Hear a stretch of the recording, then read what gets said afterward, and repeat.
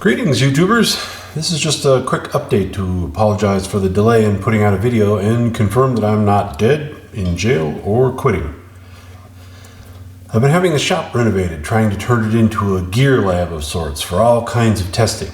It was basically just a pole barn with an open loft to the rear. Now the main shop is insulated and heated.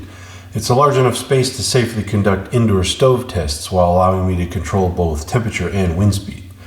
And the loft is an enclosed, windowless tinkering cave with total light control for things like flashlight testing.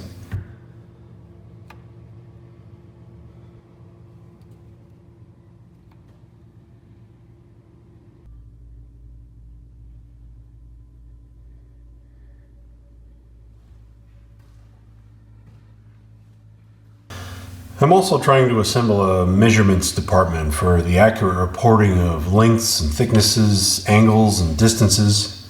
There will be temperature to 1/10 of a degree and calibrated weights to 1/100th of a gram, as well as things like lux meters for headlamp brightness and a USB digital multimeter for the testing of batteries, power banks, and chargers. So many potential projects. So one of the things I'm working on now is the topic of gas stove efficiency.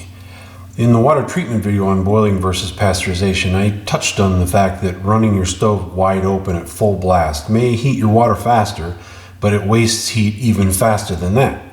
So to save fuel, you're better off using a low to medium flame and waiting longer.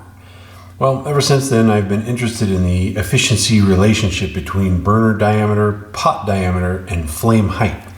So I've got different sized burners and a collection of vessels with similar volume but increasing width, and a multi-valve setup that will let me control gas throughput across different stoves with a controlled comparison of how burn rate factors into all of these variables. So the goal will be to try and identify a pot stove combination that, when used with the most frugal flame height, represents a reasonable approximation of an optimally efficient cook set. Anyway, stay tuned for that and hopefully many more investigations on a diverse array of topics. In the meantime, have a great New Year, everybody, and I hope to see you again soon.